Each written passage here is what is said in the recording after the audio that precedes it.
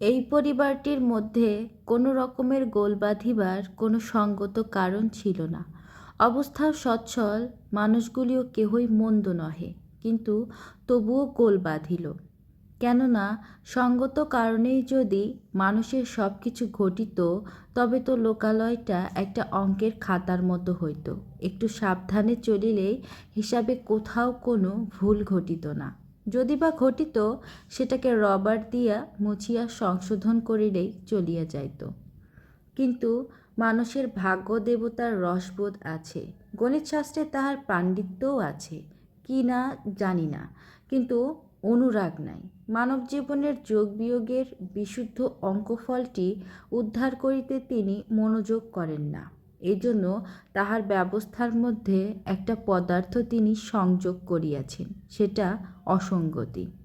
যাহা হইতে পারিত সেটাকে সে হঠাৎ আসিয়া লণ্ডভণ্ড করিয়া দেয়। ইহাতেই নাট্যলীলা জমিয়া ওঠে। সংসারের দুই কূল ছাপাইয়া হাসি কান্নার তুফান চলিতে থাকে। এক্ষেত্রেও তাহাই ঘটিল। যেখানে পদ্মবন সেখানে মত্তহস্তি আসিয়া উপস্থিত। পঙ্কের সঙ্গে পঙ্কজের একটা বিপরীত রকমের মাখামাখি হইয়া গেল। তা না হইলে এই গল্পটির সৃষ্টি হইতে পারিত না। যে পরিবারের কথা উপস্থিত করিয়াছি, তাহার মধ্যে সবচেয়ে যোগ্য মানুষ যে বনোয়ারিলাল, তাহাতে সন্দেহ নাই। সে নিজেও তাহা বিলক্ষণ জানে এবং সেইটেতেই তাহাকে অস্থির করিয়া তুলিয়াছে। যোগ্যতা ইঞ্জিনের স্টিমের মতো, তাহাকে ভিতর হইতে ঠেলে। সামনে যদি সে রাস্তা পায় তো ভালোই, যদি না পায় তবে যাহা পায় তাহাকে ধাক্কা মারে। তাহার বাপ মনোহরলালের ছিল সাবেক গেলে বড় মানুষই চাল। যে সমাজ তাহার, সেই সমাজের মাথাটিকেই আশ্রয় করিয়া তিনি তাহার শিরভূষণ হইয়া থাকিবেন, এই তাহার ইচ্ছা। সুতরাং সমাজের হাত পায়ের সঙ্গে তিনি কোনো সংস্রব রাখেন না। সাধারণ লোকে কাজকর্ম করে, চলে ফেরে, তিনি কাজ না করিবার ও না চলিবার বিপুল আয়োজনটির কেন্দ্রস্থলে ধ্রুব হইয়া বিরাজ করেন। প্রায় দেখা যায় এই প্রকার লোকেরা বিনা চেষ্টায় আপনার কাছে অন্তত দুটি একটি শক্ত এবং খাঁটি লোককে যেন চুম্বকের মতো টানিয়া আনেন। তাহার কারণ আর কিছু নয়, পৃথিবীতে একদল লোক জন্মায়, সেবা করাই তাহাদের ধর্ম। তাহারা আপন প্রকৃতির চরিতার্থতার জন্যই এমন অক্ষম মানুষকে চায়, যে লোক নিজের ভার 16 আনায় তাহাদের উপর ছাড়িয়া দিতে পারে। এই সহজ সেবকেরা নিজের কাজে কোনো সুখ পায় না, কিন্তু আর একজনকে নিশ্চিন্ত করা, তাহাকে সম্পূর্ণ আরামে রাখা, তাহাকে সকল প্রকার সংকট হইতে বাঁচাইয়া চলা, লোকসমাজে তাহার সম্মান বৃদ্ধি করা, ইহাতেই তাহাদের পরম উৎসাহ। ইহারা যেন এক প্রকারের পুরুষ মা, তাহাও নিজের ছেলের নহে, পরের ছেলের। মনোহরলালের যে চাকরটি আছে রামচরণ, তাহার শরীর রক্ষা ও শরীর পাতের একমাত্র লক্ষ্য বাবুর দেহ রক্ষা করা। যদি সে নিঃশ্বাস লইলে বাবুর নিঃশ্বাস লইবার প্রয়োজনটুকু বাঁচিয়া যায়, তাহা হইলে সে অহোরাত্র কামারের হাঁপড়ের মতো হাঁপাইতে রাজি আছে। বাহিরে লোকে অনেক সময় ভাবে মনোহরলাল বুঝি তাহার সেবককে অনাবশ্যক খাটাইয়া অন্যায় পীড়ন করিতেছেন। কেননা হাত হইতে গুড়গুড়ির নলটা হয়তো মাটিতে পড়িয়াছে, সেটাকে তোলা কঠিন কাজ নহে, অথচ সেজন্য ডাক দিয়া অন্য ঘর হইতে রামচরণকে দৌড় করানো নিতান্ত বিষদৃশ বলিয়াই বোধ হয়। কিন্তু এই সকল ভুরি ভুরি অনাবশ্যক ব্যাপারে নিজেকে অত্যাবশ্যক করিয়া তোলাতেই রামচরণের প্রভূত আনন্দ। যেমন তাহার রামচরণ, তেমনি তাহার আরেকটি অনুচর নীলকণ্ঠ। বিষয় রক্ষার ভার এই নীলকণ্ঠের উপর। বাবুর প্রসাদ পরিপুষ্ট রামচরণটি দিব্য সুচিক্কণ, কিন্তু নীলকণ্ঠের দেহে তাহার অস্থিকঙ্কালের উপর কোনো প্রকার আব্রু নাই বলিলেই হয়। বাবু ঐশ্বর্য ভাণ্ডারের দ্বারে সে মূর্তিমান দুর্ভিক্ষের মতো পাহারা দেয়। বিষয়টা মনোহরলালের, কিন্তু তাহার মমতাটা সম্পূর্ণ নীলকণ্ঠের। নীলকণ্ঠের সঙ্গে বনোয়ারিলালের কিটিমিটি অনেক দিন হইতে বাঁধিয়াছে। মনে করো, বাপের কাছে দরবার করিয়া বনোয়ারি বড় বউয়ের জন্য একটা নূতন গহনা গড়াইবার হুকুম আদায় করিয়াছে। তাহার ইচ্ছা টাকাটা বাহির করিয়া লইয়া নিজের মনোমতো করিয়া জিনিসটা ফরমাস করে, কিন্তু সে হইবার জো নাই। খরচপত্রের সমস্ত কাজই নীলকণ্ঠের হাত দিয়াই হওয়া চাই। তাহার ফল হইল এই, গহনা হইল বটে, কিন্তু কাহারও মনের মতো হইল না। বনোয়ারির নিশ্চয় বিশ্বাস হইল স্যাকরার সঙ্গে নীলকণ্ঠের ভাগ বাটোয়ারা চলে। কড়া লোকের শত্রুর অভাব নাই। ঢের লোকের কাছে বনোয়ারি ওই কথাই শুনিয়া আসিয়াছে যে নীলকণ্ঠ অন্যকে যে পরিমাণে বঞ্চিত করিতেছে, নিজের ঘরে তাহার ততোধিক পরিমাণে সঞ্চিত হইয়া উঠিতেছে। অথচ দুই পক্ষে এই যে সব বিরোধ জমা হইয়া উঠিয়াছে, তাহা সামান্য ৫-১০ টাকা লইয়া। নীলকণ্ঠের বিষয় বুদ্ধির অভাব নাই। এ কথা তাহার পক্ষে বুঝা কঠিন নহে যে বনোয়ারির সঙ্গে বনাইয়া চলিতে না পারিলে কোনো না কোনো দিন তাহার বিপদ ঘটিবার সম্ভাবনা। কিন্তু মনিবের ধন সম্বন্ধে নীলকণ্ঠের একটা কৃপণতার বায়ু আছে। সে যেটাকে অন্যায্য মনে করে, মনিবের হুকুম পাইলেও কিছুতেই তাহা সে খরচ করিতে পারে না। এদিকে বনোয়ারিরই প্রায় অন্যায্য খরচের প্রয়োজন ঘটিতেছে। পুরুষের অনেক অন্যায্য ব্যাপারের মূলে যে কারণ থাকে, সেই কারণটি এখানেও খুব প্রবলভাবে বর্তমান। বনোয়ারির স্ত্রী কিরণলেখার সৌন্দর্য সম্বন্ধে নানা মত থাকিতে পারে, তাহা লইয়া আলোচনা করা নিষ্প্রয়োজন। তাহার মধ্যে যে মতটি বনোয়ারির, বর্তমান প্রসঙ্গে একমাত্র সেইটাই কাজের। বস্তুত স্ত্রীর প্রতি বনোয়ারির মনের যে পরিমাণ টান, সেটাকে বাড়ির অন্যান্য মেয়েরা বাড়াবাড়ি বলিয়াই মনে করে। অর্থাৎ তাহারা নিজের স্বামীর কাছ হইতে যতটা আদর চায়, অথচ পায় না ইহা ততটা। কিরণলেখার বয়স যতই হোক, চেহারা দেখিলে মনে হয় ছেলে মানুষটি। বাড়ির বড় বউয়ের যেমনতর গিন্নি বান্নি ধরনের আকৃতি প্রকৃতি হওয়া উচিত, সে তাহা একেবারেই নহে। সব শুদ্ধ জড়াইয়া সে যেন বড় স্বল্প। বনোয়ারি তাহাকে আদর করিয়া অনু বলিয়া ডাকিত। যখন তাহাতেও কুলাইত না, তখন বলিত পরমাণু। রসায়ন শাস্ত্রে যাহাদের বিচক্ষণতা আছে, তাহারা জানেন বিশ্ব ঘটনায় অণুপরমাণুগুলির শক্তি বড় কম নয়। কিরণ কোনোদিন স্বামীর কাছে কিছুর জন্য আবদার করে নাই। তাহার এমন একটি উদাসীন ভাব, যেন তাহার বিশেষ কিছুতে প্রয়োজন নাই। বাড়িতে তাহার অনেক ঠাকুরঝি, অনেক ননদ, তাহাদিগকে লইয়া সর্বদাই তাহার সমস্ত মন ব্যাপৃত। নবযৌবনের নবজাগ্রত প্রেমের মধ্যে যে একটা নির্জন তপস্যা আছে, তাহাতে তাহার তেমন প্রয়োজন বোধ নাই। এজন্য বনোয়ারির সঙ্গে ব্যবহারে তাহার বিশেষ একটা আগ্রহের লক্ষণ দেখা যায় না। যাহা সে বনোয়ারির কাছ হইতে পায়, তাহা সে শান্তভাবে গ্রহণ করে, অগ্রসর হইয়া কিছু চায় না। তাহার ফল হইয়াছে এই যে, স্ত্রীটি কেমন করিয়া খুশি হইবে, সেই কথা বনোয়ারিকে নিজে ভাবিয়া বাহির করিতে হয়। স্ত্রী যেখানে নিজের মুখে ফরমাস করে, সেটাকে তর্ক করিয়া কিছু না কিছু খর্ব করা সম্ভব হয়, কিন্তু নিজের সঙ্গে তো দর কষাকষি চলে না। এমন স্থলে অযাচিত দানে যাচিত দানের চেয়ে খরচ বেশি পড়িয়া যায়। তাহার পরে স্বামীর সোহাগের উপহার পাইয়া কিরণ যে কতখানি খুশি হইল, তাহা ভালো করিয়া বুঝিবার জো নাই। এ সম্বন্ধে প্রশ্ন করিলে সে বলে বেশ ভালো, কিন্তু বনোয়ারির মনের খটকা কিছুতেই মেটে না। ক্ষণে ক্ষণে তাহার মনে হয় হয়তো পছন্দ হয় নাই। কিরণ স্বামীকে ঈষৎ ভর্ৎসনা করিয়া বলে, তোমার ওই স্বভাব, কেন এমন খুঁতখুত করছো? কেন, এ তো বেশ হয়েছে। বনোয়ারি পাঠ্যপুস্তকে পড়িয়াছে সন্তোষ গুণটি মানুষের মহৎ গুণ, কিন্তু স্ত্রীর স্বভাবে এই মহৎ গুণটি তাহাকে পীড়া দেয়। তাহার স্ত্রী তো তাহাকে কেবলমাত্র সন্তুষ্টই করে নাই, অভিভূত করিয়াছে। সেও স্ত্রীকে অভিভূত করিতে চায়। তাহার স্ত্রীকে তো বিশেষ কোনো চেষ্টা করিতে হয় না, যৌবনের লাবণ্য আপনি উছিলিয়া পড়ে, সেবা নৈপুণ্য আপনি প্রকাশ হইতে থাকে। কিন্তু পুরুষের তো এমন সহজ সুযোগ নয়। পৌরুষের পরিচয় দিতে হইলে তাহাকে কিছু একটা করিয়া তুলিতে হয়। তাহার যে বিশেষ একটা শক্তি আছে, ইহা প্রমাণ করিতে না পারিলে পুরুষের ভালোবাসা ম্লান হইয়া থাকে। আর কিছু নাও যদি থাকে, ধন যে একটা শক্তির নিদর্শন, ময়ূরের পুচ্ছের মতো স্ত্রীর কাছে সেই ধনের সমস্ত বর্ণচ্ছটা বিস্তার করিতে পারিলে তাহাতে মন সান্ত্বনা পায়।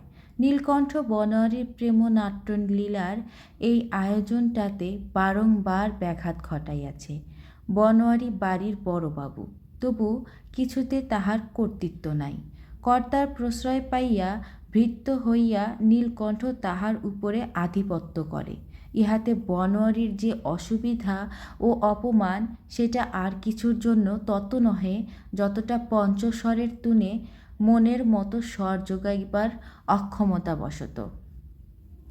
একদিন এই ধন সম্পদে তাহারই অবাধ অধিকার তো জন্মিবে, কিন্তু যৌবন কি চিরদিন থাকিবে? বসন্তের রঙিন পেয়ালায় তখন এ সুধারস এমন করিয়া আপনা আপনি ভরিয়া উঠিবে না। টাকা তখন বিষয়ের টাকা হইয়া খুব শক্ত হইয়া জমিবে, গিরিশিখরের তুষার সংঘাতের মতো। তাহাতে কথায় কথায় অসাবধানের অপব্যয়ের ঢেউ খেলিতে থাকিবে না। টাকার দরকার তো এখনই, যখন আনন্দে তাহা নয় ছয় করিবার শক্তি নষ্ট হয় নাই। বনোয়ারির প্রধান শখ তিনটি: কুস্তি, শিকার এবং সংস্কৃত চর্চা। তাহার খাতার মধ্যে সংস্কৃত উদ্ভট কবিতা একেবারে বোঝাই করা। বাদলার দিনে, জ্যোৎস্না রাত্রে, দক্ষিণা হাওয়ায় সেগুলি বড় কাজে লাগে। সুবিধা এই, নীলকণ্ঠ এই কবিতাগুলির অলঙ্কার বাহুল্যকে খর্ব করিতে পারে না। অতিশয়োক্তি যতই অতিশয় হোক, কোনো খাতাঞ্চি সেরেস্তায় তাহার জন্যে জবাবদিহি নাই। কিরণের কানের শোনায় কার্পণ্য ঘটে, কিন্তু তাহার কানের কাছে যে মন্দাক্রান্তা গুঞ্জরিত হয়, তাহার ছন্দে একটি মাত্রাও কম পড়ে না, এবং তাহার ভাবে কোনো মাত্রা থাকে না বলিলেই হয়। লম্বা চওড়া পালোয়ানের চেহারা বনোয়ারির। যখন সে রাগ করে, তখন তাহার ভয়ে লোকে অস্থির, কিন্তু এই জোয়ান লোকটির মনের ভিতরটা ভারী কোমল। তাহার ছোট ভাই বংশীলাল যখন ছোট ছিল, তখন সে তাহাকে মাতৃস্নেহে লালন করিয়াছে। তাহার হৃদয়ে যেন একটি লালন করিবার ক্ষুধা আছে। তাহার স্ত্রীকে সে যে ভালোবাসে, তাহার সঙ্গে এই জিনিসটিও জড়িত, এই লালন করিবার ইচ্ছা। কিরণলেখা তরুচ্ছায়ার মধ্যে পথহারা রশ্মি রেখাটুকুর মতোই ছোট। ছোট বলিয়াই সে তাহার স্বামীর মনে ভারী একটা দরদ জাগাইয়া রাখিয়াছে। এই স্ত্রীকে বসনে ভূষণে নানা রকম করিয়া সাজাইয়া দেখিতে তাহার বড় আগ্রহ। তাহা ভোগ করিবার আনন্দ নহে, তাহা রচনা করিবার আনন্দ, তাহা এককে বহু করিবার আনন্দ। কিরণলেখাকে নানা বর্ণে, নানা আবরণে, নানা রকম করিয়া দেখিবার আনন্দ। কিন্তু কেবলমাত্র সংস্কৃত শ্লোক আবৃত্তি করিয়া বনোয়ারির এই শখ কোনো মতেই মিটিতেছে না। তাহার নিজের মধ্যে একটি পুরুষোচিত প্রভুশক্তি আছে, তাহাও প্রকাশ করিতে পারিল না। আর প্রেমের সামগ্রীকে নানা উপকরণে ঐশ্বর্যবান করিয়া তুলিবার যে ইচ্ছা, তাহাও তার পূর্ণ হইতেছে না। এমনি করিয়াই এই ধনীর সন্তান তাহার মান মর্যাদা, তাহার সুন্দরী স্ত্রী, তাহার ভরা যৌবন, সাধারণত লোকে যাহা কামনা করে, তাহার সমস্ত লইয়াও সংসারে একদিন একটা উৎপাতের মতো হইয়া উঠিল। সুখদা মধুকৈবর্তের স্ত্রী, মনোহরলালের প্রজা, সে একদিন অন্তঃপুরে আসিয়া কিরণলেখার পা জড়াইয়া ধরিয়া কান্না জুড়িয়া দিল। ব্যাপারটা এই, বছর কয়েক পূর্বে নদীতে বেড়জাল ফেলিবার আয়োজন উপলক্ষে অন্যান্য বারের মতো জেলেরা মিলিয়া একযোগে খত লিখিয়া মনোহরলালের কাছারিতে 1000 টাকা ধার লইয়াছিল। ভালোমতো মাছ পড়িলে সুদে আসলে টাকা শোধ করিয়া দিবার কোনো অসুবিধা ঘটে না। এই জন্য উচ্চ সুদের হারে টাকা লইতে ইহারা চিন্তা মাত্র করে না। সে বছর তেমন মাছ পড়িল না এবং ঘটনাক্রমে উপরি উপরি 3 বছর নদীর বাঁকে মাছ এত কম আসিল যে জেলেদের খরচ পোষাইল না। অধিকন্তু তাহারা ঋণের জালে বিপরীত রকম জড়াইয়া পড়িল। যে সকল জেলে ভিন্ন এলাকার, তাহাদের আর দেখা পাওয়া যায় না, কিন্তু মধুকৈবর্ত ভিটা বাড়ির প্রজা, তাহার পলাইবার জো নাই বলিয়া সমস্ত দেনার দায় তাহার উপরেই চাপিয়াছে। সর্বনাশ হইতে রক্ষা পাইবার অনুরোধ লইয়া সে কিরণের শরণাপন্ন হইয়াছে। কিরণের শাশুড়ির কাছে গিয়া কোনো ফল নাই, তাহা সকলেই জানে। কেননা নীলকণ্ঠের ব্যবস্থায় কেহ যে আঁচড়টুকু কাটিতে পারে এ কথা তিনি কল্পনা করিতেও পারেন না। নীলকণ্ঠের প্রতি বনোয়ারির খুব একটা আক্রোশ আছে, জানিয়াই মধুকৈবর্ত তাহার স্ত্রীকে কিরণের কাছে পাঠাইয়াছে। বনোয়ারি যতই রাগ এবং যতই আস্ফালন করুক, কিরণ নিশ্চয় জানে যে নীলকণ্ঠের কাজের উপর হস্তক্ষেপ করিবার কোনো অধিকার তাহার নাই। এই জন্য কিরণ সুখদাকে বারবার করিয়া বুঝাইবার চেষ্টা করিয়া বলিল, বাছা, কি করব বলো? জানোই তো এতে আমাদের কোনো হাত নেই। কর্তা আছেন, মধুকে বলো তাকে গিয়ে ধরুক। সে চেষ্টা তো পূর্বেই হইয়াছে। মনোহর লালের কাছে কোনো বিষয়ে নালিশ উঠিলেই তিনি তাহার বিচারের ভার নীলকণ্ঠের পরে অর্পণ করেন। কখনোই তাহার অন্যথা হয় না। ইহাতে বিচার প্রার্থীর বিপদ আরও বাড়িয়া ওঠে। দ্বিতীয়বার কেহ যদি তাহার কাছে আপিল করিতে চায়, তাহা হইলে কর্তা রাগিয়া আগুন হইয়া ওঠেন। বিষয়কর্মের বিরক্তি যদি তাহাকে পোহাইতে হইল, তবে বিষয় ভোগ করিয়া তাহার সুখ কী? সুখদা যখন কিরণের কাছে কান্নাকাটি করিতেছে, তখন পাশের ঘরে বসিয়া বনোয়ারি তাহার বন্দুকের চোঙে তেল মাখাইতেছিল। বনোয়ারি সব কথাই শুনিল। কিরণ করুণ কণ্ঠে যে বারবার করিয়া বলিতেছিল যে তাহারা ইহার কোনো প্রতিকার করিতে অক্ষম, সেটা বনোয়ারির বুকে শেলের মতো বিঁধিল। সেদিন মাঘী পূর্ণিমা ফাল্গুনের আরম্ভে আসিয়া পড়িয়াছে। দিনের বেলাকার গুমট ভাঙিয়া সন্ধ্যাবেলায় হঠাৎ একটা পাগলা হাওয়া মাতিয়া উঠিল। কোকিল তো ডাকিয়া ডাকিয়া অস্থির। বারবার এক সুরের আঘাতে সে কোথাকার কোন ঔদাসীন্যকে বিচলিত করিবার চেষ্টা করিতেছে। আর আকাশে ফুলগন্ধের মেলা বসিয়াছে, যেন ঠেলাঠেলি ভিড়।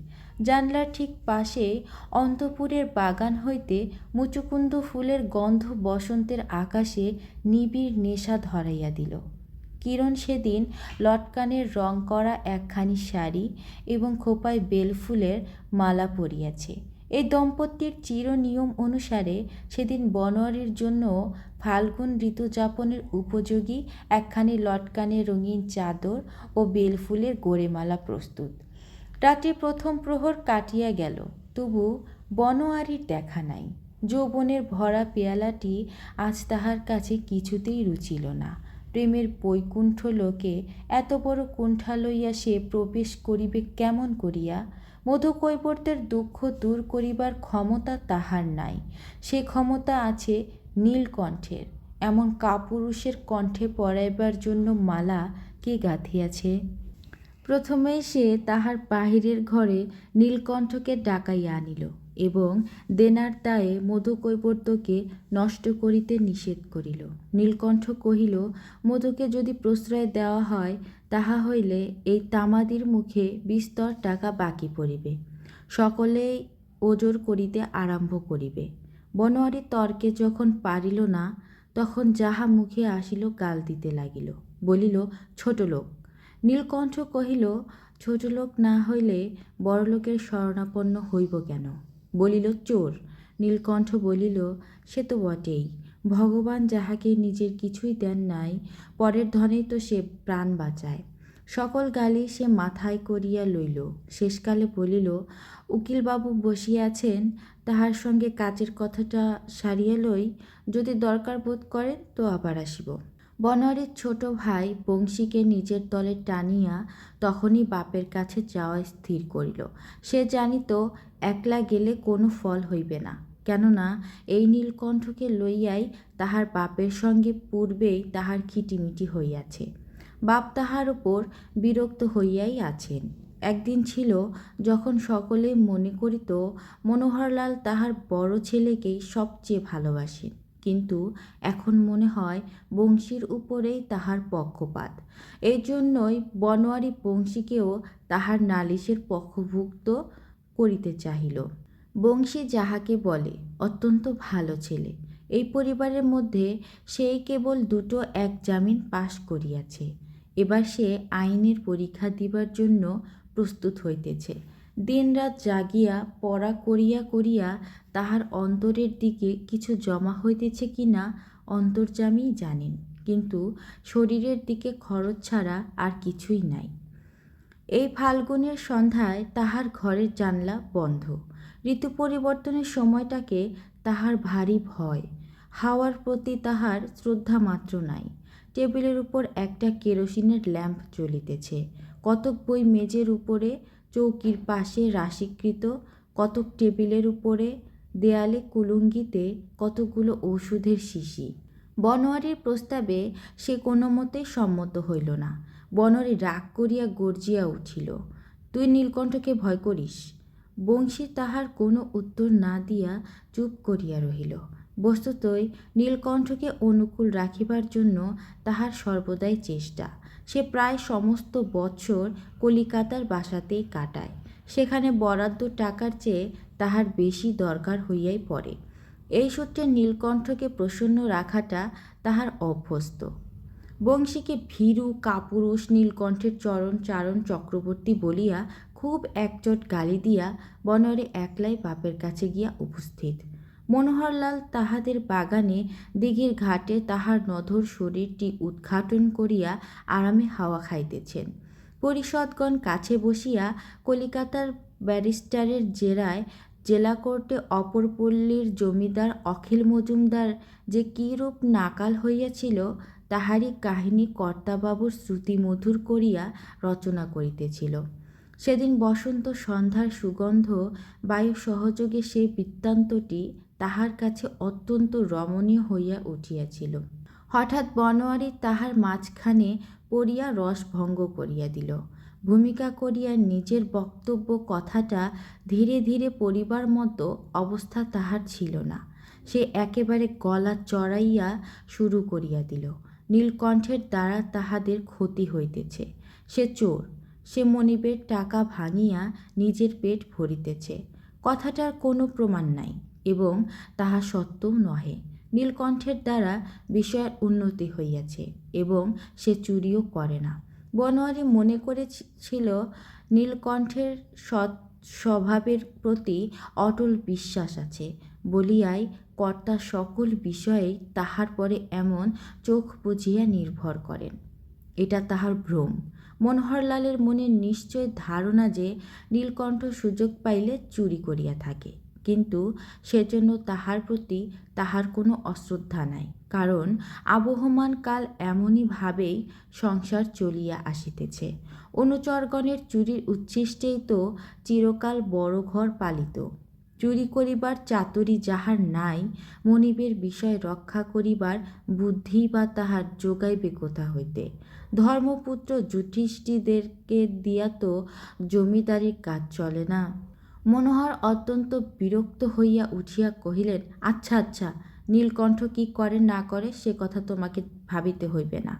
সেই সঙ্গে ইহাও বলিলেন, দেখো দেখি, বংশীর তো কোনো বালাই নাই।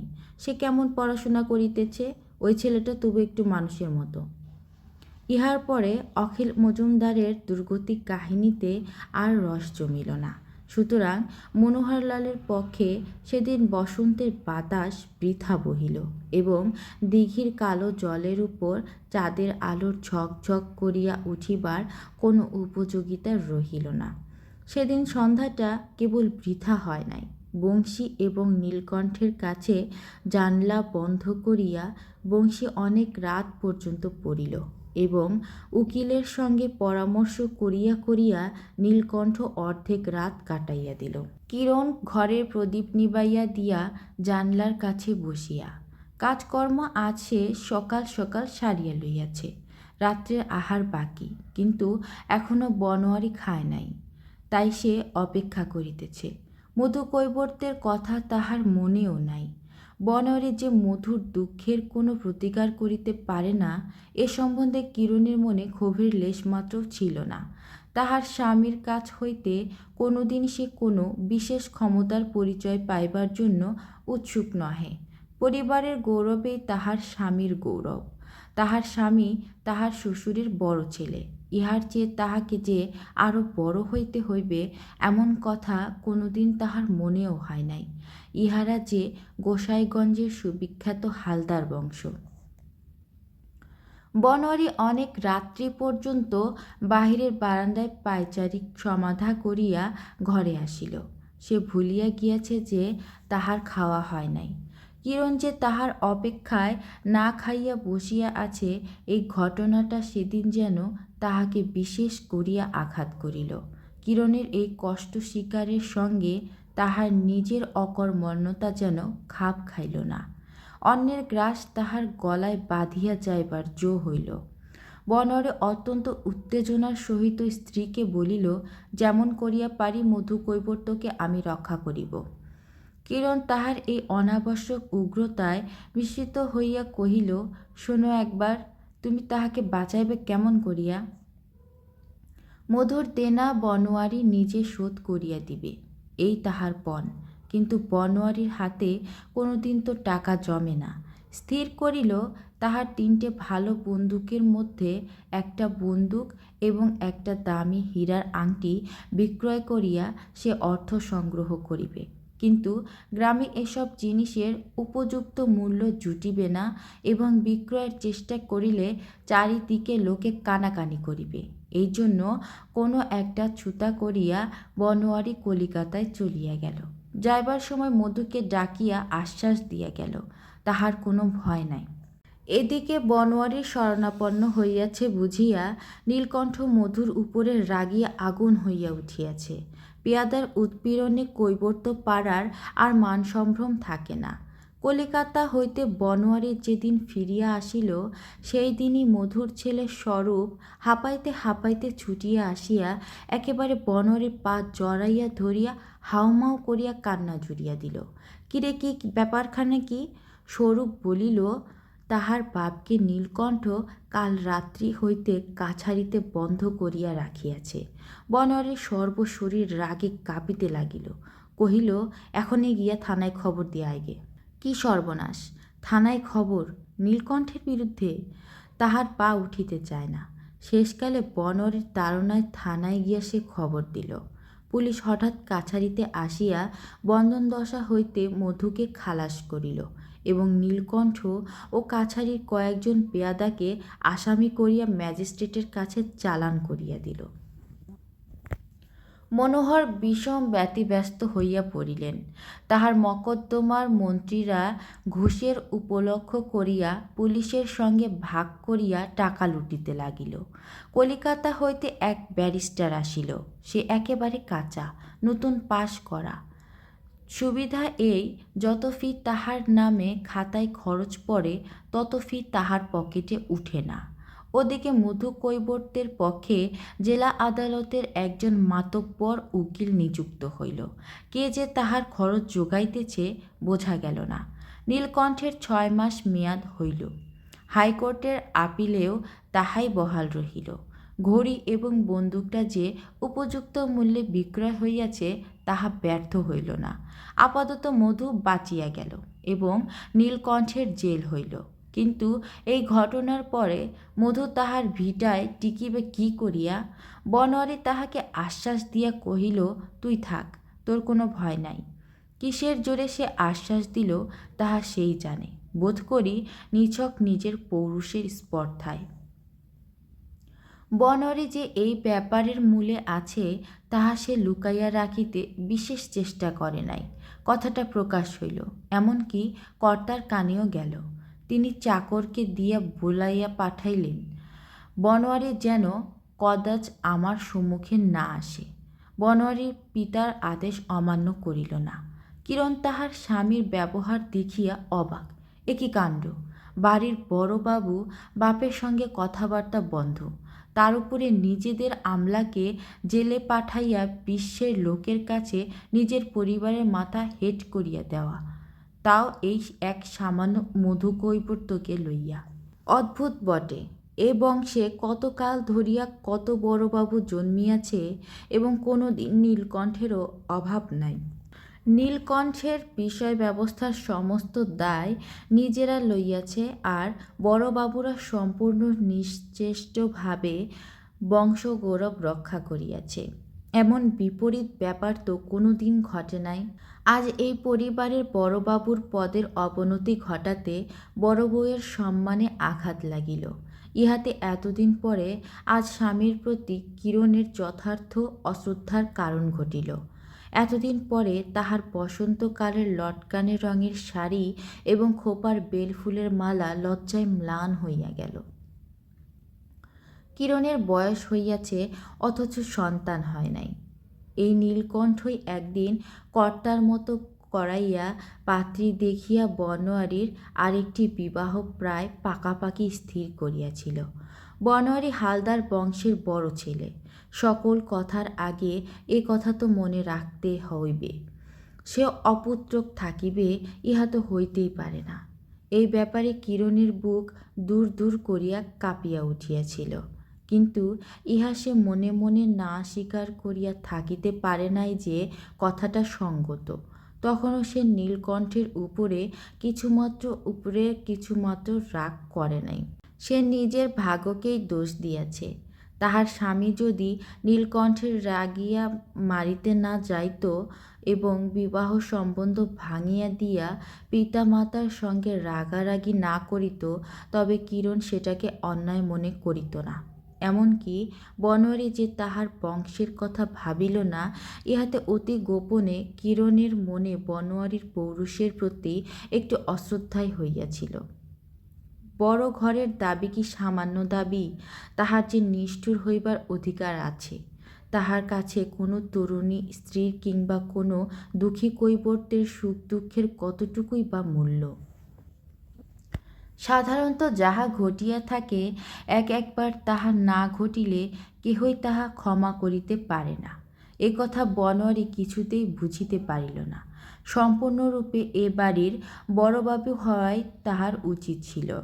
অন্য কোনো প্রকারের উচিত অনুচিত চিন্তা করিয়া এখানকার ধারাবাহিকতা নষ্ট করা যে তাহার অকর্তব্য, তাহা সে ছাড়া সকলেরই কাছে অত্যন্ত সুস্পষ্ট।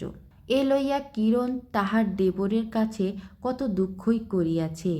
বংশী বুদ্ধিমান, তাহার খাওয়া হজম হয় না, এবং একটু হাওয়া লাগিলেই সে হাঁচিয়া কাশিয়া অস্থির হইয়া ওঠে। কিন্তু সে স্থির ধীর বিচক্ষণ।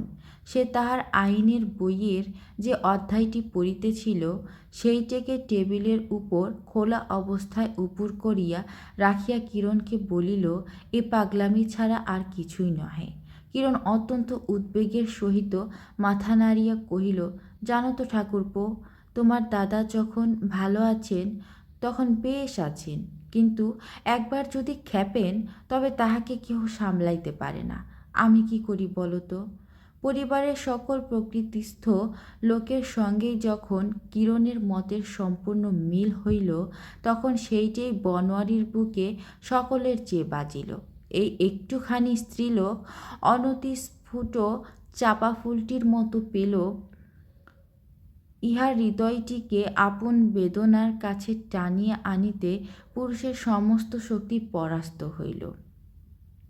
আজকের দিনে কিরণ যদি বনোয়ারির সহিত সম্পূর্ণ মিলিতে পারিত, তবে তাহার হৃদয় ক্ষত দেখিতে দেখিতে এমন করিয়া বাড়িয়া উঠিত না। মধুকে রক্ষা করিতে হইবে, এই অতি সহজ কর্তব্যের কথাটা চারিদিক হইতে তাড়নার চোটে বনোয়ারির পক্ষ সত্য সত্যই একটা ক্ষেপামির ব্যাপার হইয়া উঠিল। ইহার তুলনায় অন্য সমস্ত কথাই তাহার কাছে তুচ্ছ হইয়া গেল। এদিকে জেল হইতে নীলকণ্ঠ এমন সুস্থভাবে ফিরিয়া আসিল যেন সে জামাই ষষ্ঠীর নিমন্ত্রণ রক্ষা করিতে গিয়াছিল। আবার সে যথারীতি অম্লান বদনে আপনার কাজে লাগিয়া গেল।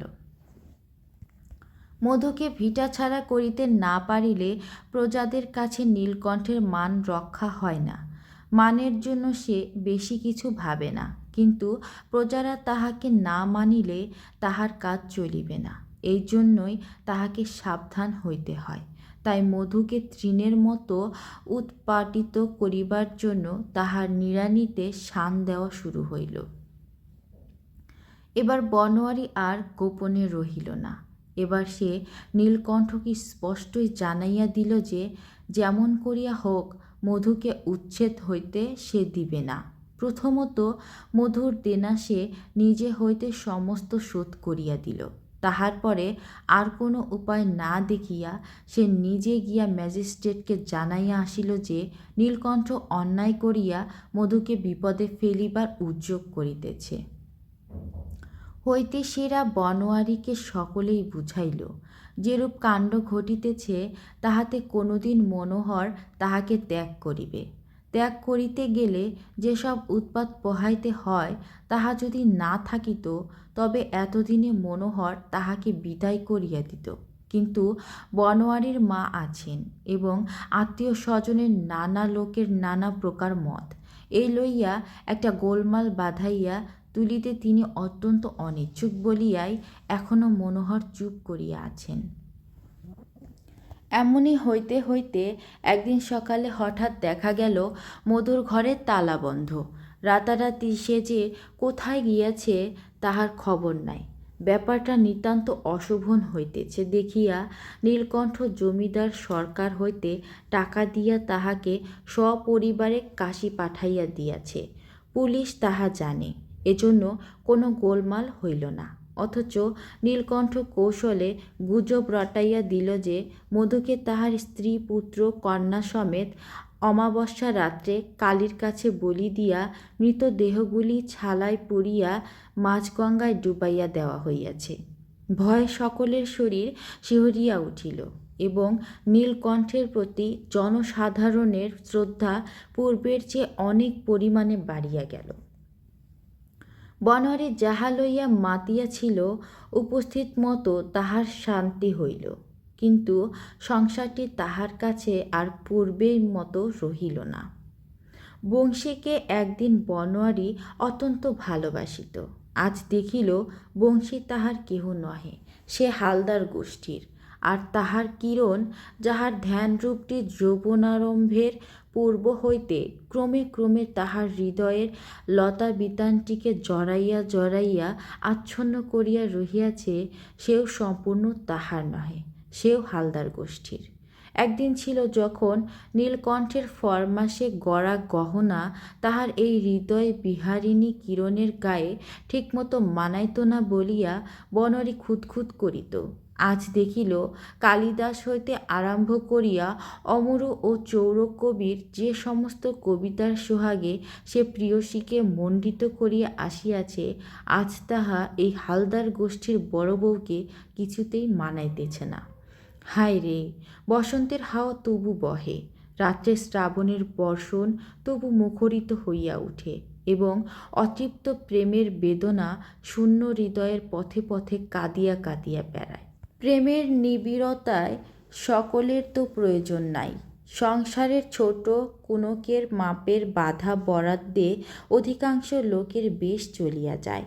সেই পরিমিত ব্যবস্থায় বৃহৎ সংসারে কোনো উৎপাত ঘটে না, কিন্তু এক একজনের ইহাতে কুলায় না।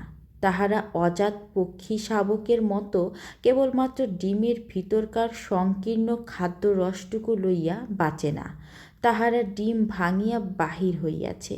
নিজের শক্তিতে খাদ্য আহরণের বৃহৎ ক্ষেত্র তাহাদের চাই। বনোয়ারি সেই ক্ষুধা লইয়া জন্মিয়াছে, নিজের প্রেমকে নিজের পৌরুষের দ্বারা সার্থক করিবার জন্য তাহার চিত্ত উৎসুক। কিন্তু যেদিকে সে ছুটিতে চায় সেই দিকে হালদার গোষ্ঠীর পাকা ভিত, নড়িতে গেলেই তাহার মাথা ঠুকিয়া যায়। দিন আবার পূর্বের মতো কাটিতে লাগিল। আগের চেয়ে বনোয়ারি শিকারে বেশি মন দিয়াছে। ইহা ছাড়া বাহিরের দিক হইতে তাহার জীবনে আর বিশেষ কিছু পরিবর্তন দেখা গেল না। অন্তঃপুরে সে আহার করিতে যায়, আহারের পর স্ত্রীর সঙ্গে যথাপরিমাণে বাক্যালাপও হয়। মধু কৈবর্তকে কিরণ আজও ক্ষমা করে নাই, কেননা এই পরিবারে তাহার স্বামী যে আপন প্রতিষ্ঠা হারাইয়াছে তাহার মূল কারণ মধু। এই জন্য ক্ষণে ক্ষণে কেমন করিয়া সেই মধুর কথা অত্যন্ত তীব্র হইয়া কিরণের মুখে আসিয়া পড়ে। মধুর যে হাড়ে হাড়ে বজ্জাতি, সে যে শয়তানের অগ্রগণ্য এবং মধুকে দয়া করাটা যে নিতান্ত একটা ঠকা, এ কথা বারবার বিস্তারিত করিয়াও কিছুতে তাহার শান্তি হয় না। বনোয়ারি প্রথম 2-1 দিন প্রতিবাদের চেষ্টা করিয়া কিরণের উত্তেজনা প্রবল করিয়া তুলিয়াছিল। তাহার পর হইতে সে কিছুমাত্র প্রতিবাদ করে না। এমনি করিয়া বনোয়ারি তাহার নিয়মিত গৃহধর্ম রক্ষা করিতেছে। কিরণ ইহাতে কোনো অভাব অসম্পূর্ণতা অনুভব করে না। কিন্তু ভিতরে ভিতরে বনোয়ারির জীবনটা বিবর্ণ, বিরস এবং চির অভুক্ত। এমন সময় জানা গেল বাড়ির ছোট বউ বংশীর স্ত্রী গর্ভিণী। সমস্ত পরিবার আশায় উৎফুল্ল হইয়া উঠিল। কিরণের দ্বারা এই মহৎ বংশের প্রতি যে কর্তব্যের ত্রুটি হইয়াছিল, এতদিন পরে তাহা পূরণের সম্ভাবনা দেখা যাইতেছে। এখন ষষ্ঠীর কৃপায় কন্যা না হইয়া পুত্র হইলে রক্ষা। পুত্রই জন্মিল। ছোটবাবু কলেজের পরীক্ষাতে উত্তীর্ণ, বংশের পরীক্ষাতেও প্রথম মার্ক পাইল। তাহার আদর উত্তরোত্তর বাড়িয়া উঠিতেছিল। এখন তাহার আদরের সীমা রহিল না। সকলে মিলিয়া এই ছেলেটিকে লইয়া পড়িল। কিরণ তো তাহাকে এক মুহূর্ত কোল হইতে নামাইতে চায় না। তাহার এমন অবস্থা যে মধুকৈবর্তের স্বভাবের কুটিলতার কথাও সে প্রায় বিস্মৃত হইবার জো হইল। বনোয়ারির ছেলে ভালোবাসা অত্যন্ত প্রবল। যাহা কিছু ছোট অক্ষম সুকুমার, তাহার প্রতি তাহার গভীর স্নেহ এবং করুণা। সকল মানুষেরই প্রকৃতির মধ্যে বিধাতা এমন একটা কিছু দেন, যাহা তাহার প্রকৃতি বিরুদ্ধ নহিলে বনোয়ারি যে কেমন করিয়া পাখি শিকার করিতে পারে বোঝা যায় না। কিরণের কোলে একটি শিশুর উদয় দেখিবে, এই ইচ্ছা বনোয়ারির মনে বহুকাল হইতে অতৃপ্ত হইয়া আছে। এই জন্য বংশীর ছেলে হইলে প্রথমটা তাহার মনে একটু ঈর্ষার বেদনা জন্মিয়াছিল, কিন্তু সেটাকে দূর করিয়া দিতে তাহার বিলম্ব হয় নাই। এই শিশুটিকে বনোয়ারি খুবই ভালোবাসিতে পারিত, কিন্তু ব্যাঘাতের কারণ হইল এই যে, যত দিন যাইতে লাগিল কিরণ তাহাকে লইয়া অত্যন্ত বেশি ব্যাপৃত হইয়া পড়িল। স্ত্রীর সঙ্গে বনোয়ারির মিলনে বিস্তর ফাঁক পড়িতে লাগিল। বনোয়ারি স্পষ্টই বুঝিতে পারিল, এতদিন পরে কিরণ এমন একটা কিছু পাইয়াছে যাহা তাহার হৃদয়কে সত্য সত্যই পূর্ণ করিতে পারে। বনোয়ারি যেন তাহার স্ত্রীর হৃদয় হর্মের একজন ভাড়াটে। যতদিন বাড়ির কর্তা অনুপস্থিত ছিল ততদিন সমস্ত বাড়িটা সে ভোগ করিত, কেহ বাধা দিত না। এখন গৃহস্বামী আসিয়াছে, তাই ভাড়াটে সব ছাড়িয়া তাহার কোণের ঘরটি মাত্র দখল করিতে অধিকারী। কিরণ স্নেহে যে কতদূর তন্ময় হইতে পারে, তাহার আত্মবিসর্জনের শক্তি যে কত প্রবল, তাহা বনোয়ারি যখন দেখিল, তখন তাহার মন মাথা নাড়িয়া বলিল, এই হৃদয়কে আমি তো জাগাইতে পারি নাই, অথচ আমার যাহা সাধ্য তাহা তো করিয়াছি। শুধু তাই নয়, এই ছেলেটির সূত্রে বংশীর ঘরে যেন কিরণের কাছে বেশি আপন হইয়া উঠিয়াছে।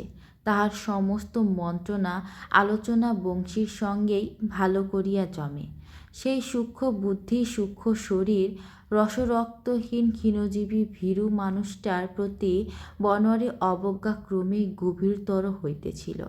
সংসারের সকল লোকে তাহাকে বনোয়ারির চেয়ে সকল বিষয়ে যোগ্য বলিয়া মনে করে। তাহা বনোয়ারির সহিয়াছে। কিন্তু আজ সে যখন বারবার দেখিল মানুষ হিসাবে তাহার স্ত্রীর কাছে বংশীর মূল্য বেশি, তখন নিজের ভাগ্য এবং বিশ্ব সংসারের প্রতি তাহার মন প্রসন্ন হইল না। এমন সময়ে পরীক্ষার কাছাকাছি কলিকাতার বাসা হইতে খবর আসিল বংশী জ্বরে পড়িয়াছে এবং ডাক্তার আরোগ্য অসাধ্য বলিয়া আশঙ্কা করিতেছে। বনোয়ারি কলিকাতায় গিয়া দিনরাত জাগিয়া বংশীর সেবা করিল, কিন্তু তাহাকে বাঁচাইতে পারিল না। মৃত্যু বনোয়ারির স্মৃতি হইতে সমস্ত কাঁটা উৎপাটিত করিয়া লইল। বংশী যে তাহার ছোট ভাই এবং শিশু বয়সে দাদার কোলে যে তাহার স্নেহের আশ্রয় ছিল, এই কথাই তাহার মনে অশ্রুধৌত হইয়া উজ্জ্বল হইয়া উঠিল। এবার ফিরিয়া আসিয়া তাহার সমস্ত প্রাণের যত্ন দিয়া শিশুটিকে মানুষ করিতে সে কৃতসংকল্প হইল। কিন্তু এই শিশু সম্বন্ধে কিরণ তাহার প্রতি বিশ্বাস হারাইয়াছে। ইহার প্রতি তাহার স্বামীর বিরাগ সে প্রথম হইতেই লক্ষ্য করিয়াছে। স্বামীর সম্বন্ধে কিরণের মনে কেমন ধারণা হইয়া গিয়াছে যে অপর সাধারণের পক্ষে যাহা স্বাভাবিক তাহার স্বামীর পক্ষে ঠিক তাহার উল্টা। তাহাদের বংশের এই তো একমাত্র কুলপ্রদীপ, ইহার মূল্য যে কী তাহা আর সকলেই বোঝে। নিশ্চয় সেই জন্যই তাহার স্বামী তাহা বোঝে না। কিরণের মনে সর্বদাই ভয়, পাছে বনোয়ারির বিদ্বেষ দৃষ্টি ছেলেটির অমঙ্গল ঘটায়। তাহার দেবর বাঁচিয়া নাই, কিরণের সন্তান সম্ভাবনা আছে বলিয়া কেহই আশা করে না। অতএব এই শিশুটিকে কোনো মতে সকল প্রকার অকল্যাণ হইতে বাঁচাইয়া রাখিতে পারিলে তবেই রক্ষা। এইরূপে বংশীর ছেলেটিকে যত্ন করিবার পথ বনোয়ারির পক্ষে বেশ স্বাভাবিক হইল না। বাড়ির সকলের আদরে ক্রমে ছেলেটি বড় হইয়া উঠিতে লাগিল। তাহার নাম হইল হরিদাস। এত বেশি আদরের আওতায় সে যেন কেমন ক্ষীণ এবং ক্ষণভঙ্গুর আকার ধারণ করিল। তাগা তাবিজ মাদুলিতে তাহার সর্বাঙ্গ আচ্ছন্ন, রক্ষকের দল সর্বদাই তাহাকে ঘিরিয়া। ইহার ফাঁকে ফাঁকে মাঝে মাঝে বনোয়ারির সঙ্গে তাহার দেখা হয়। জ্যাঠামশায়ের ঘোড়ার চড়িবার চাবুক লইয়া আস্ফালন করিতে সে বড় ভালোবাসে। দেখা হইলেই বলে, চাবুক। বনোয়ারির ঘর হইতে চাবুক বাহির করিয়া আনিয়া বাতাসে সাই সাই শব্দ করিতে থাকে। তাহার ভারী আনন্দ হয়। বনোয়ারি এক এক দিন তাহাকে আপনার ঘোড়ার উপর বসাইয়া দেয়। তাহাতে বাড়ি শুদ্ধ লোক একেবারে হা হা করিয়া ছুটিয়া আসে। বনোয়ারি কখনো কখনো আপনার বন্দুক লইয়া তাহার সঙ্গে খেলা করে। দেখিতে পাইলে কিরণ ছুটিয়া আসিয়া বালককে সরাইয়া লইয়া যায়। কিন্তু এই সকল নিষিদ্ধ আমোদেই হরিদাসের সকলের চেয়ে অনুরাগ। এই জন্য সকল প্রকার বিঘ্ন সত্ত্বে জ্যাঠামশায়ের সঙ্গে তাহার খুব ভাব হইল। বহুকাল অব্যাহতির পর এক সময়ে হঠাৎ এই পরিবারে মৃত্যুর আনাগোনা ঘটিল। প্রথমে মনোহরের স্ত্রীর মৃত্যু হইল। তাহার পরে নীলকণ্ঠ যখন কর্তার জন্য বিবাহের পরামর্শ ও পাত্রীর সন্ধান করিতেছে, এমন সময় বিবাহের লগ্নের পূর্বেই মনোহরের মৃত্যু হইল। তখন হরিদাসের বয়স ৮। মৃত্যুর পূর্বে মনোহর বিশেষ করিয়া তাহার ক্ষুদ্র এই বংশধরকে কিরণ এবং নীলকণ্ঠের হাতে সমর্পণ করিয়া গেলেন। বনোয়ারিকে কোনো কথাই বলিলেন না। বাক্স হইতে উইল যখন বাহির হইল, তখন দেখা গেল মনোহর তাহার সমস্ত সম্পত্তি হরিদাসকে দিয়া গিয়াছেন। বনোয়ারি যাবজ্জীবন ২০০ টাকা করিয়া মাসোহারা পাইবেন। নীলকণ্ঠ উইলের এক্সিকিউটর, তাহার উপরে ভার রহিল। সে যতদিন বাঁচে হালদার পরিবারের বিষয় এবং সংসারের ব্যবস্থা সেই করিবে। বনোয়ারি বুঝিলেন এ পরিবারে কেহ তাহাকে ছেলে দিয়াও ভরসা পায় না, বিষয় দিয়াও না। তিনি কিছুই পারেন না, সমস্তই নষ্ট করিয়া দেন। এ সম্বন্ধে এ বাড়িতে কাহারও দুই মত নাই।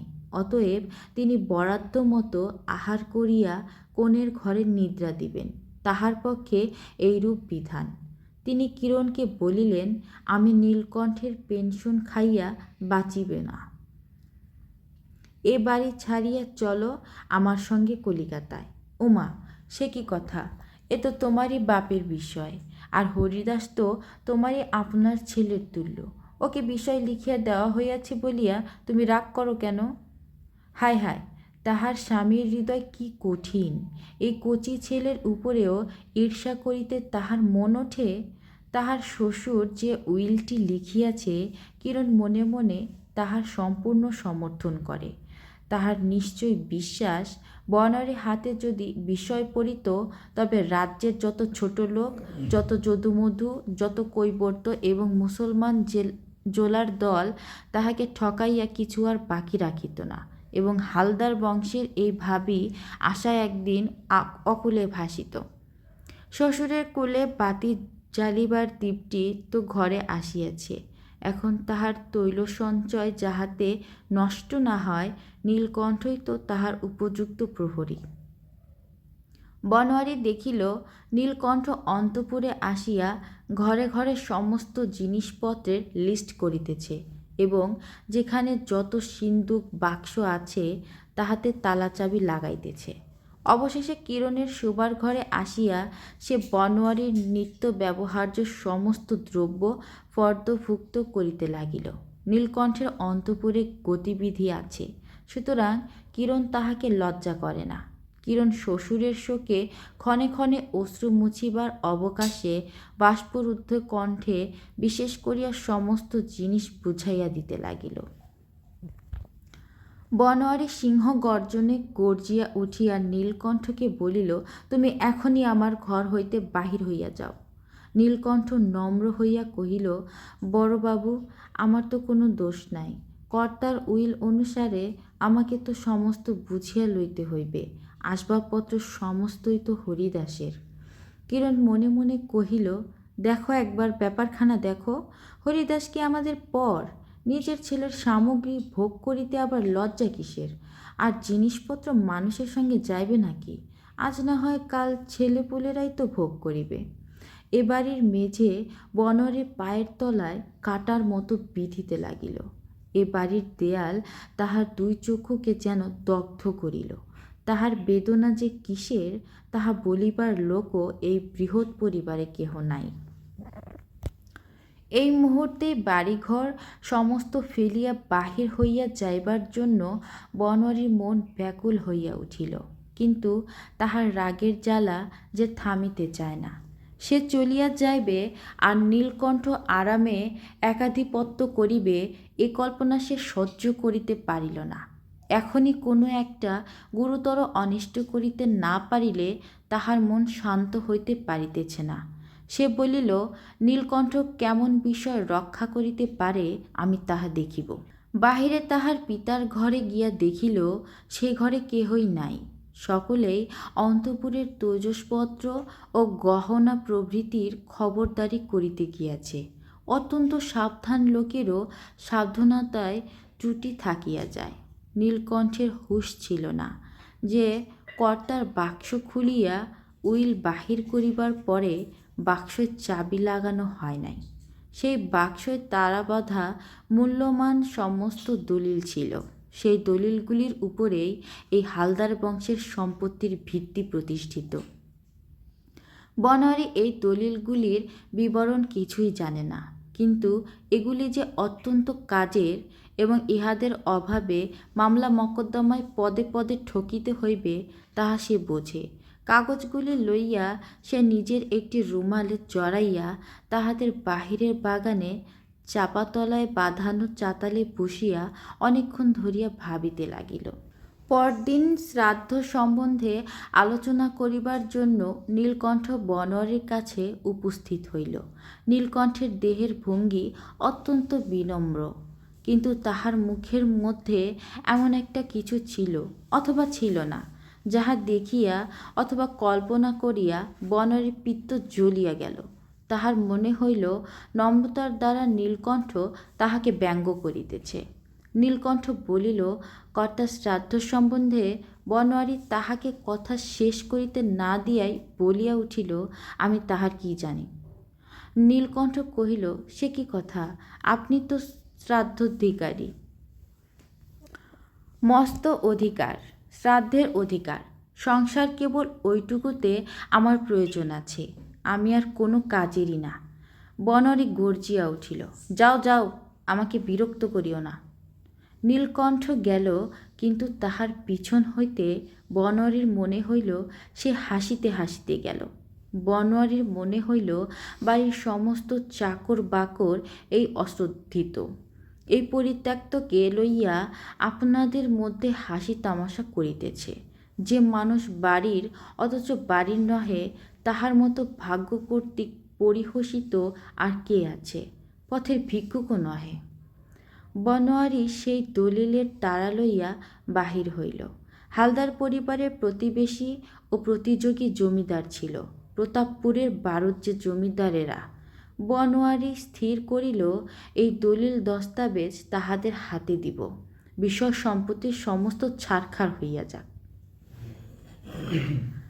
বাহির হইবার সময় হরিদাস উপরের তলা হইতে তাহার সুমধুর বালক কণ্ঠে চিৎকার করিয়া উঠিয়া কহিল, জ্যাঠামশাই, তুমি বাহিরে যাইতেছ, আমিও তোমার সঙ্গে বাহিরে যাইব। বনোয়ারির মনে হইল বালকের অশুভ গ্রহ এই কথাকে তাহাকে দিয়া বলাইয়া লইল। আমি তো পথে বাহির হইয়াছি, উহাকেও আমার সঙ্গে বাহির করিব। যাবে যাবে, সব ছারখার হইবে। বাহিরের বাগান পর্যন্ত যাইতেই বনোয়ারি একটা বিষম গোলমাল শুনিতে পাইল। অদূরে হাটের সংলগ্ন একটি বিধবার কুটিরে আগুন লাগিয়াছে।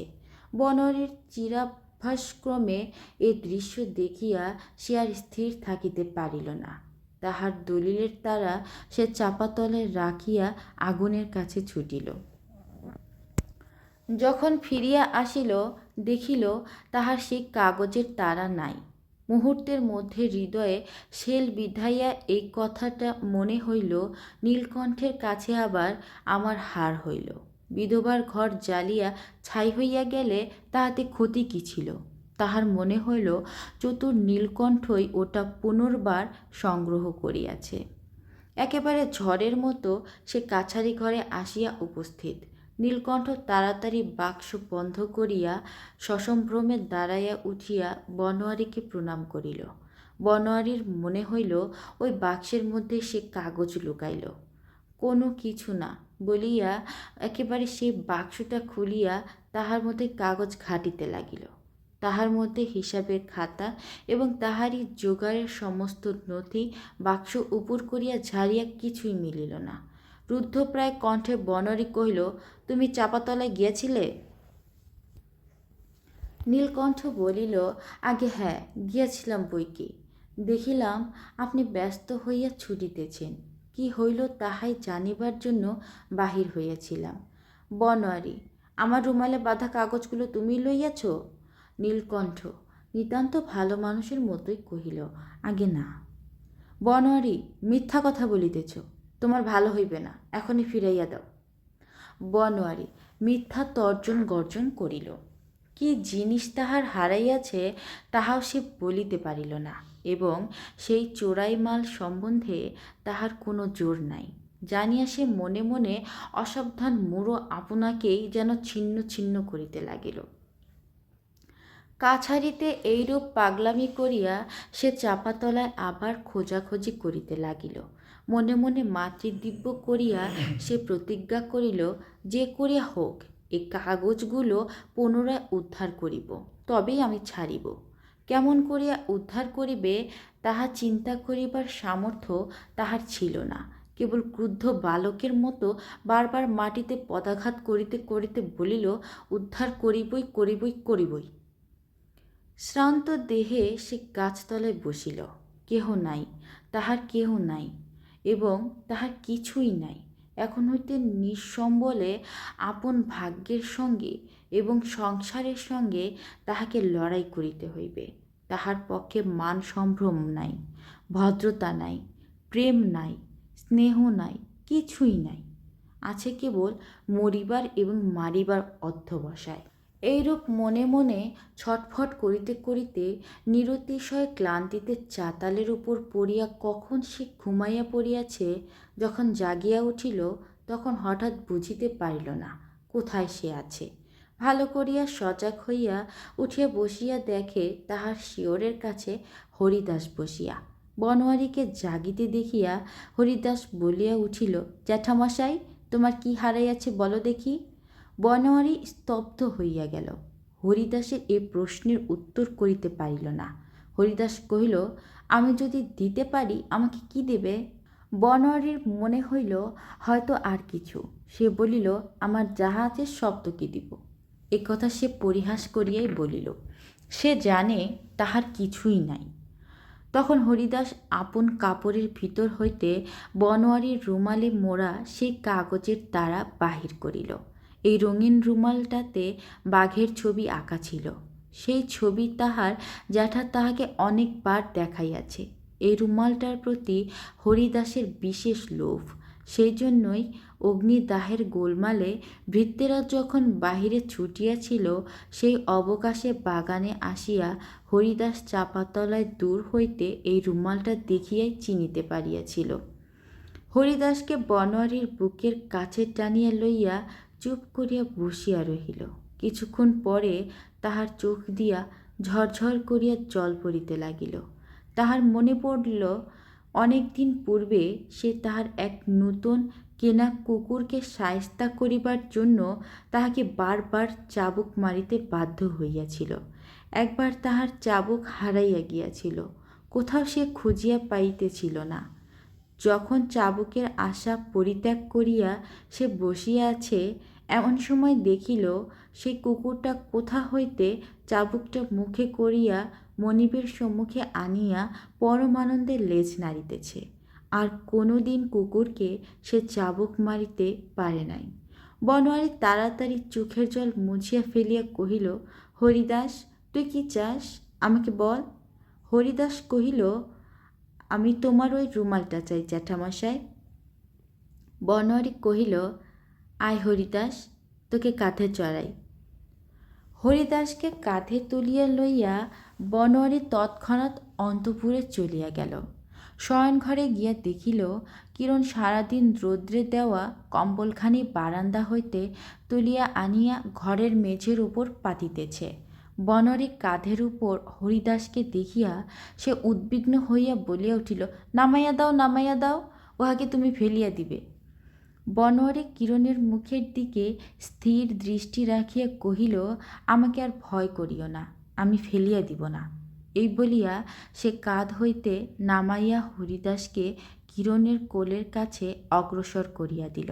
তাহার পরে সেই কাগজগুলি লইয়া কিরণের হাতে দিয়া কহিল, এগুলি হরিদাসের বিষয় সম্পত্তির দলিল, যত্ন করিয়া রাখিও। কিরণ আশ্চর্য হইয়া কহিল, তুমি কোথা হইতে পাইলে? বনোয়ারি কহিল, আমি চুরি করিয়াছিলাম।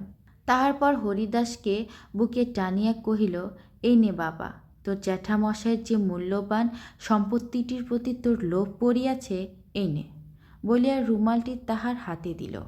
তাহার পর আর একবার ভালো করিয়া কিরণের দিকে তাকাইয়া দেখিল সে তন্নি এখন তো তন্নি নাই। কখন মোটা হইয়াছে সে তাহার লক্ষ্য করে নাই। এতদিনে হালদার গোষ্ঠীর বড় বউয়ের উপযুক্ত চেহারা তাহার ভরিয়া উঠিয়াছে। আর কেন, এখন অমরুস্তকের কবিতাগুলাও বনোয়ারির অন্য সমস্ত সম্পত্তির সঙ্গে বিসর্জন দেওয়াই ভালো। সেই রাত্রে বনোয়ারির আর দেখা নাই।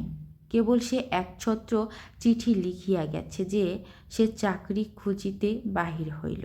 বাপের শ্রাদ্ধ পর্যন্ত সে অপেক্ষা করিল না।